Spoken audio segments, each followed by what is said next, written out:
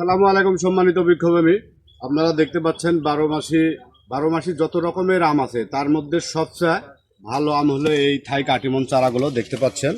মুকুল এই পাশেও দেখেন মুকুল, আর সুন্দর ঝোপালো এই গাছগুলো আপনারা চাইলে ছাদ বাগান কিংবা মাঠ বাগানে আপনারা রোপণ করতে পারবেন। এই পাশে একটা দেখেন মুকুল সহ এই চারাগুলো আপনারা সংগ্রহ করতে পারেন। এছাড়াও আমাদের কাছে বিদেশি জাতের আমের চারা আছে। ব্যানানা, ম্যাঙ্গো, চিয়াংমাই, মিয়াজাকি 70 প্রকারের দেশি বিদেশি আমের চারা আমাদের কাছে অ্যাভেলেবল আছে। এই পাশে দেখতে পাচ্ছেন একটি চারা, কি পরিমাণ ঝোপালো, অ্যাভেলেবল আছে এই চারাগুলো। আপনারা দেখতে পাচ্ছেন দেশি বিদেশি বিভিন্ন প্রকার আমের চারা আমাদের কাছে অ্যাভেলেবল আছে। এটা দেশি গৌরমতি আম, আর এগুলো আপনার হাড়ি ভাঙ্গা। এছাড়াও আমাদের কাছে দেশি বিদেশি 70 প্রকারের আমের চারা আছে। যেটা হাত দেব সেটাই জোরালো গাছ।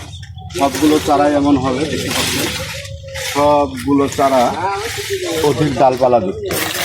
চারাটি হলো সাদা জাম। আপনারা সবাই শুধু কালো জামই খেয়েছেন, এবার চলে আসছে সাদা জামের যুগ, তাই এই সাদা জামগুলো আপনারা নিতে পারেন। পাচ্ছেন ভিয়েতনামি 12 মাসি মালটা। এছাড়া আমাদের কাছে দেশি বিদেশি বিভিন্ন রকমের মালটার চারা পাবেন।